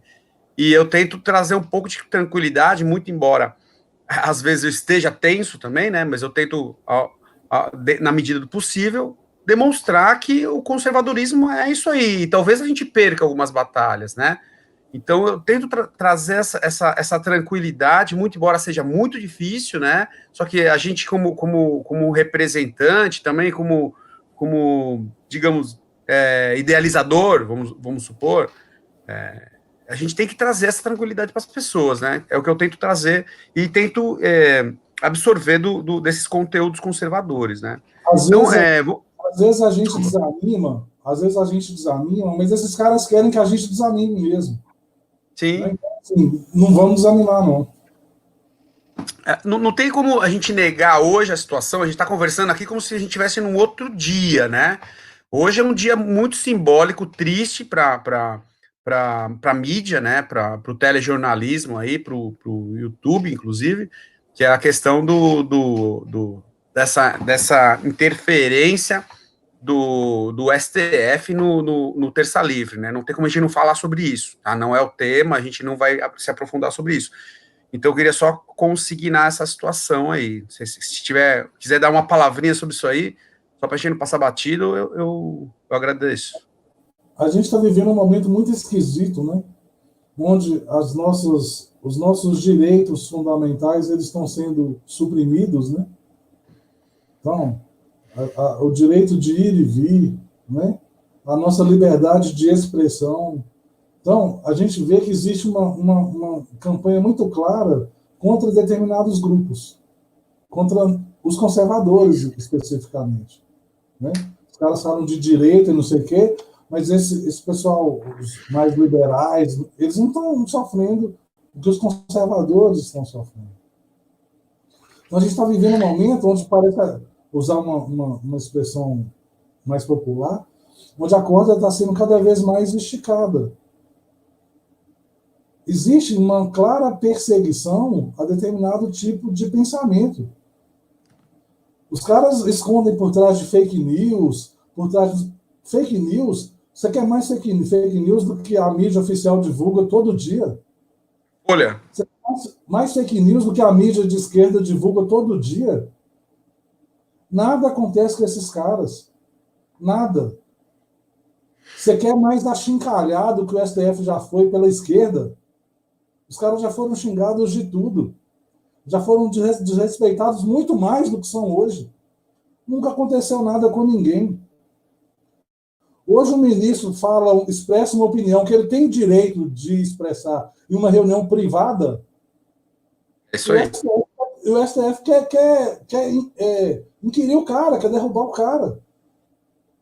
Hoje um jornalista conservador, o Terça Livre, o Bernardo Kister e vários outros, falam qualquer coisa contra um ministro do STF que desagrada, é busca e apreensão. São perseguidos. Né? É uma forma, perseguição, uma forma velada de ameaça. Então a gente está tendo um momento muito estranho. Muitas pessoas estão aí aplaudindo, né? Não vou nem falar desse pessoal da esquerda, não, porque não se pode esperar outra coisa deles. Mas parte dessa nova direita aí, alguns grupos liberais aplaudindo isso aí, depois pode ser com eles. Exatamente. E que diacho de liberal que você é, se tem uma instituição atacando a liberdade das pessoas, prefeitos e governadores atacando a liberdade das pessoas, alguns ministros do STF atacando a liberdade das pessoas, que tipo de liberal que você é, que vai ver isso, vai aplaudir, vai achar legal e vai achar bom? Então, assim, fica o nosso lamento, o repúdio. A gente tem a base do governo também precisa fazer alguma coisa, porque parece que fica só o presidente lutando sozinho contra tudo, apagando fogo, né? A gente tem um monte de deputado, senador que se diz base de governo, mas fica fazendo post no Twitter, e no videozinho, e não sei o quê, e mandando o povo para a rua. Vai para a rua como? Você está prendendo o povo que vai para a rua. Então a gente precisa de mais apoio. Nós fomos eleitores desse governo. O governo precisa de mais apoio. Esses caras, eles também precisam fazer a parte deles. A gente tinha um ministro da Justiça que era calado, que não falava nada contra prefeitos e governadores que estão aí aprontando com o cidadão. A gente tinha um ministro da Justiça calado em relação a isso. Entrou outro que é mudo. Então, não dá para aceitar um negócio desse calado e realmente não dá para não falar disso, embora não seja o nosso objetivo. Hoje logo cedo eu já fiz uma provocação aí pro doutor Guilherme, eu falei, poxa, nosso ministro da Justiça está indo bem, né? Porque, infelizmente, a gente não esperava isso. Mas deixa eu dar continuidade aqui. A gente tem um termo, uma parte do livro do César, que ele menciona sobre o direitismo sentimental. Ele menciona André Singer, fala sobre direitismo sentimental, intuitivo, pouco afeito às especulações sociológicas e filosóficas e às lições de história. Daí eu pergunto, com base nisso, se você concorda com o escritor, né, e se você considera o brasileiro como conservador. Essa é uma pergunta interessante. A gente fez um hangout outro dia. O Diego participou, o Fernando, do Comunicação e Política, grande sujeito também, participou com a gente, a Simone, o Guilherme. A gente está falando. Na verdade, eu não participei porque a minha conexão estava péssima nesse dia, eu acabei caindo e a Simone conduziu o hangout. Mas a gente estava falando sobre essa guerra cultural. E a Simone perguntou para todo mundo se exatamente isso. Se o brasileiro era conservador. O Fernando deu uma resposta que eu concordo totalmente. Assim. Ele falou que todos os princípios conservadores estão na cultura brasileira. Todos. E é um pouco isso aqui dessa frase, que é um direitismo, eu diria um conservadorismo intuitivo. Todos esses princípios, né? Sem querer falar aqui das regrinhas, do que precisa para ser um conservador e tal, sem querer. Mas existem alguns princípios meio que universais. A gente vai fazer uma live amanhã sobre aquele livro do Lewis, Abolição do Homem. C.S. Lewis? Isso, C.S. Lewis, que é outro livro que eu recomendo também. Então, Obrigado. não quero dar spoiler. Deixa aí. Não quero dar spoiler da live. Obrigado. Mas o Lewis ele fala sobre o Tao, né? Que seriam princípios que perpassam todas as culturas, civilizações. O amor à vida, o amor aos filhos, proteção à família, a liberdade. Então, esses são princípios conservadores, são princípios universais. Fazem parte dessa visão de mundo, conservadora. Lógico que são. Então, nesse sentido, eu concordo totalmente que o brasileiro, em geral, ele é conservador, nem que seja esse conservadorismo mais intuitivo. Agora, a sua pergunta me lembrou outra coisa. Uma coisa que eu ouvi bastante em 2018, 2017, 18, 2019, a questão do pobre de direita, conservador de direita, pobre de direita. O pessoal da esquerda, os marxistas, os progressistas, não aceitam essa ideia, né? Não pode gay também. Hã? Não pode gay também. Isso. De onde vem essa ideia do pobre de direita? Isso tá em outros lugares, mas está em um livro de um cara chamado Karl Mannheim, discípulo lá do George Lukács, um dos criadores lá da Escola de Frankfurt, que eu estava falando anteriormente. Karl Mannheim tem um livro que chama Ideologia e Utopia. Ele foi aluno do Lukács, e nesse livro ele fala lá que a classe aristocrática é conservadora, que a burguesia, os burgueses são liberais, e, obviamente, os pobres, os proletários, seriam socialistas, marxistas, de esquerda. Então, essa ideia idiota vem de livros como esse, totalmente fora da realidade. De onde esse cara tirou essa regra? Então, o brasileiro é conservador, ou pelo menos concorda com as pautas conservadoras. A prova disso foi a eleição. A maioria do eleitorado, a mídia coloca aí, 30% apoia Bolsonaro. Não é 30%, é a maioria do eleitorado. A maioria da população que foi às urnas apoiou o presidente, obviamente apoiando pautas conservadoras. Eu sou obrigado a te interromper e falar sobre a reunião, né? Pode falar. Não tem como, né? Parece que ele estava falando prestando falando perante um público, né? E não numa reunião interministerial, né? Só para corroborar. Teve um desses sem cérebro e dessa nova direita, não sei se foi o Andreasa, mas foi um tipo esse aí, que falou que foi um discurso populista. Cara, era um ambiente fechado. Ele estava falando com os ministros. Funcionário, né? Como que aquilo que o presidente falou na reunião fechada pode ser um discurso populista se ele não estava falando para o povo? A divulgação daquele vídeo foi totalmente um tiro pela culatra, um tiro no pé, porque realmente o povo viu que o cara defende as pautas para as quais ele foi eleito, mesmo longe do povo está ouvindo. Ele mostrou que ele realmente é aquilo lá, que ele acredita naquilo que ele falava antes das eleições. Isso. Então, esse povo, ou a maior parte dele, ou é conservador, ou se sente representado por essas ideias conservadoras. É claro que tem essa rejeição à esquerda, ao Lula, não sei o quê, mas não foi isso que elegeu o presidente Bolsonaro. Foi oferecido às pessoas outras ideias. Muitas dessas ideias que já coincidiam com esse direitismo intuitivo que as pessoas já tinham. E os caras falavam, poxa vida, essa pauta é muito melhor que a outra. Então, nesse sentido, Eu concordo, né? Existe um direitismo meio intuitivo, um conservadorismo meio intuitivo, e é o que o Fernando falou. Os princípios conservadores, todos eles estão na cultura brasileira. Claro que é um conservadorismo brasileiro, não é um conservadorismo americano ou inglês, é um conservadorismo brasileiro. É um negócio, às vezes, meio que beira o jeito Joaquim Teixeira de ser, né? Aquela brincadeira dele que vai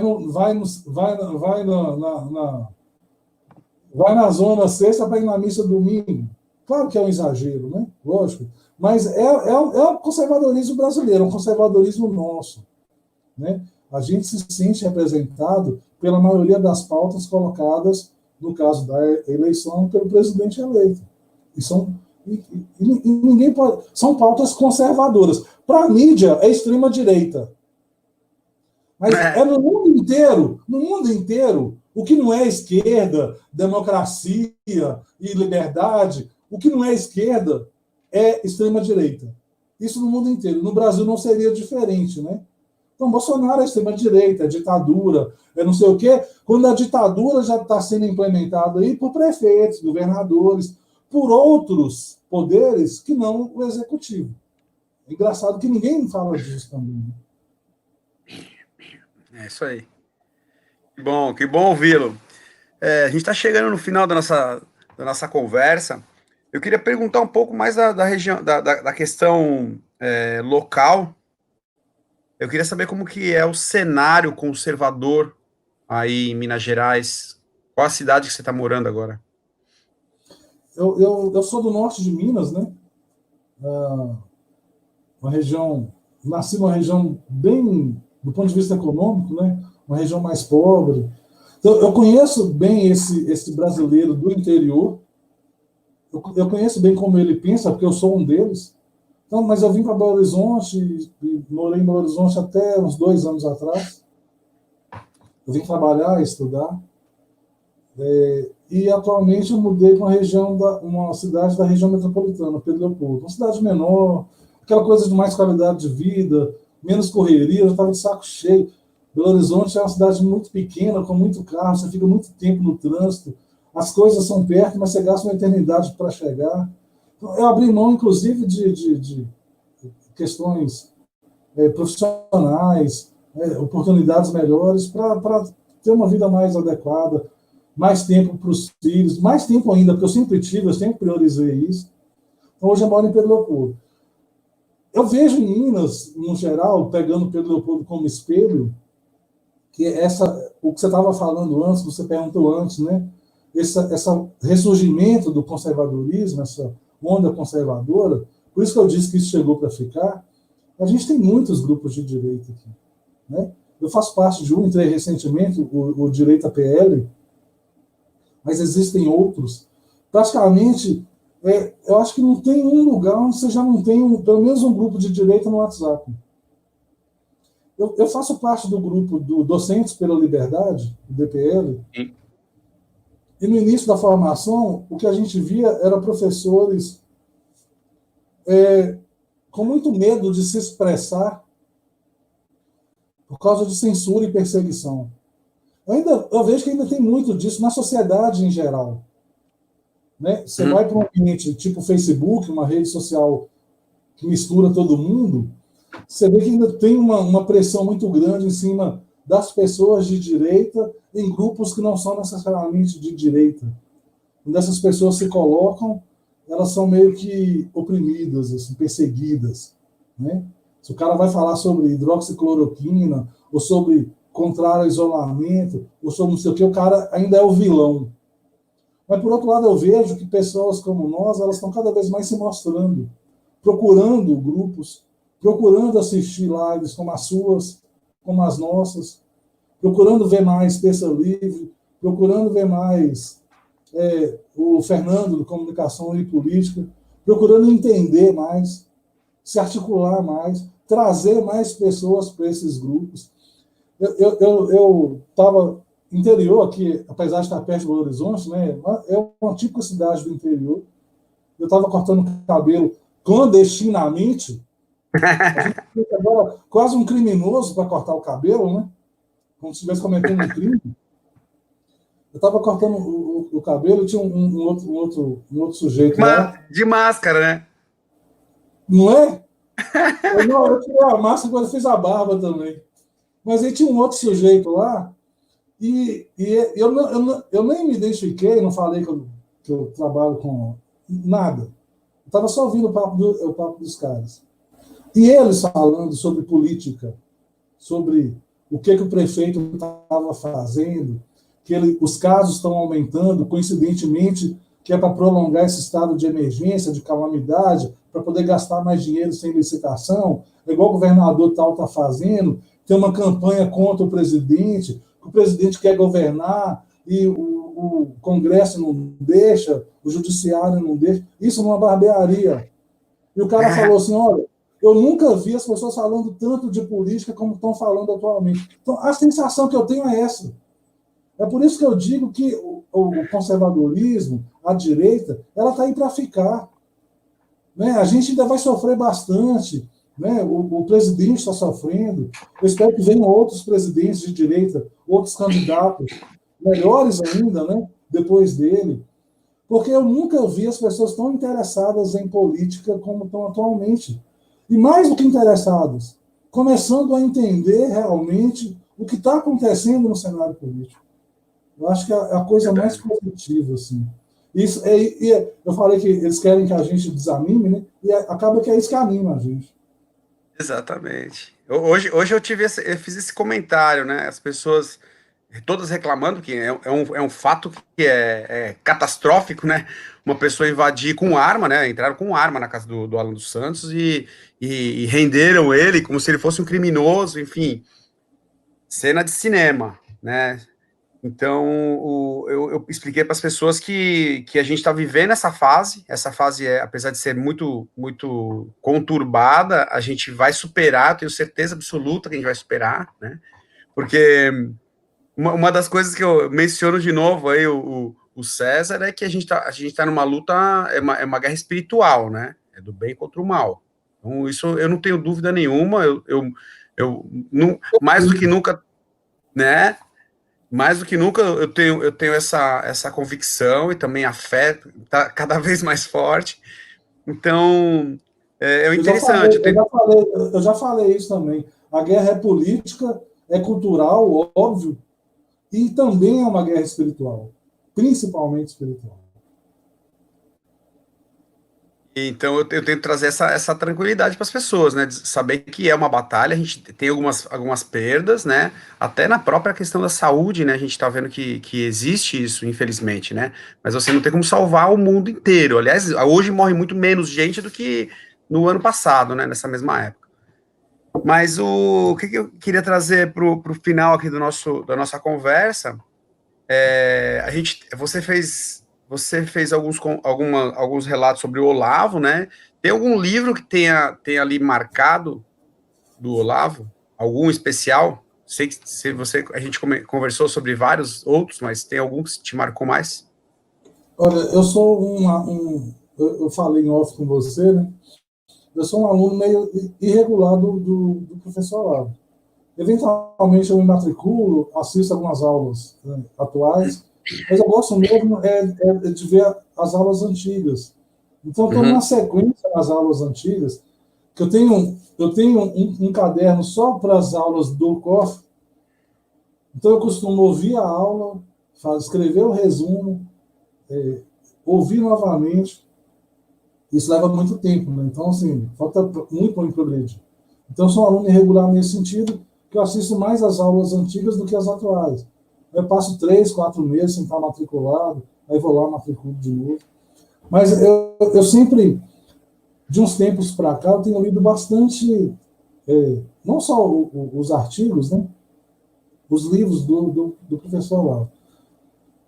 Coincidentemente ou não, como eu falei com você também, eu comecei pelos 3, talvez, mais conhecidos, né? A Nova Era, o Jardim das Aflições e o Imbecil Coletivo. De certa forma, se pudesse recomendar algum deles, eu recomendaria o Jardim das Aflições e o Imbecil Coletivo. Mas tem todos os outros livros do professor devem ser lidos. O Mínimo é um livro muito bom, né? Um livro mais que eu não li acessível. ainda, é mais acessível. Um livro que eu não li ainda, que eu queria ler, era o Aristóteles, em Nova Perspectiva. Está na fila aí, mas tem um monte de livro na fila. Mas eu recomendaria esses dois. O Jardim das Aflições e o Imbecil Coletivo. Perfeito, então, Antônio. Só para concluir, eu queria que você recomendasse algum filme que você assistiu, que você acha que tem a ver com o que a gente está conversando, ou que você acha que vai enriquecer nossa cultura. Já que os livros, Rapaz, a gente já conversou bastante. Os livros que o Antônio mencionou, tá, pessoal? Só um pouquinho, Antônio. Estão anotados aqui, eu vou colocar, já joguei alguns links aqui, mas eu vou jogar embaixo da nossa live aqui, e vou colocar também o link de alguma página aí, talvez da Amazon, para vocês terem acesso. Vamos lá, Antônio. se você me permite, ao invés de recomendar um filme, eu vou recomendar alguns documentários. Né? Primeiro, antes dos documentários, eu vou recomendar canais, o seu e o nosso. Eu acho que a gente faz um trabalho muito legal que traz uma informação mais direta e mais simplificada do que está nos próprios filmes, né? Mas recentemente eu andei vendo, até para os nossos hangouts, para poder estudar um pouco, alguns documentários do Brasil Paralelo, e alguns deles são muito bons. Tem uma série deles lá que chama A Última Cruzada, se não me engano, Brasil, A Última Cruzada. Eu acho que as pessoas podiam não nem perder tempo, ganhar um tempo vendo esse documentário, que eu acho que é muito didático, é muito esclarecedor. O trabalho deles também é muito bom. Eles fazem essa coisa de resgatar também a nossa história. Tem uma frase que eu já repeti em outros hangouts, e vou falar de novo, que é uma frase do professor Thomas Juliano. O melhor que a gente pode fazer pelas pessoas, pelo brasileiro, é dar um pouco de Brasil para eles. É aproximar essas pessoas, né? Mostrar a nossa história. Então, assim, você faz isso, a gente faz. Eu queria recomendar esse documentário do Brasil Paralelo, que realmente ele é muito bom. Ok? Perfeito, então. Então, pessoal, a gente acabou de falar com o Antônio Carlos, deu uma aula para a gente aqui, explicou um pouco sobre a Nada. geografia, sobre a geografia, falou bastante sobre a escola de Frankfurt, como que a gente chegou nesse atual cenário, né, não só na Europa, mas também no Brasil, como que foi a introdução aí do conservadorismo, sobre os aspectos do conservadorismo no Brasil e se o brasileiro é ou não, então vocês vão ter que voltar um pouquinho. A gente recomendou alguns hangouts que ele fez aí no Articulação Conservadora, tá? Então, recomendo que vocês se inscrevam no canal do Articulação Conservadora, observem os conteúdos da internet, da página da internet deles, também acessem as páginas do Twitter, do Instagram, do Facebook também, que tem bastante conteúdo aí diariamente sendo atualizado, né? Dando um aspecto aí importante para as eleições norte-americanas, que talvez mudem todo o cenário mundial, né? Talvez não, né? Mudará certamente o cenário mundial, tá? Então, eu queria agradecer aí, professor, uma grande satisfação, viu? Hoje, a satisfação foi minha, eu que agradeço o convite. Acabou que foi uma experiência muito boa estar do outro lado, né, estar sendo entrevistado. Gostei, foi muito bacana. Agradeço a sua gentileza com a gente, o apoio que você dá para a gente, está sempre ali junto, né, convidando a gente para participar do seu canal também. Te desejo toda a sorte do mundo. A gente vai fazer um hangout junto no futuro próximo, aí, nos próximos dias, né? A gente vai se ver novamente. Mandar um abraço para todo o seu público que estava assistindo, para o pessoal da articulação que estava acompanhando aí, Diego, Simone, o Guilherme, a Juliana, a Delta, que está sempre assistindo os nossos hangouts, e perdão, a gente começa a falar nome e sempre falta nome para falar. Mas, assim, sintam-se todos abraçados e agradeço a todo mundo. Foi uma honra. Isso aí. Comentar aqui a Aniele também, o Mateu, o Daniel. Queria agradecer também a participação de todos aí, tá bom? Um grande abraço, então boa noite a todos. Boa noite.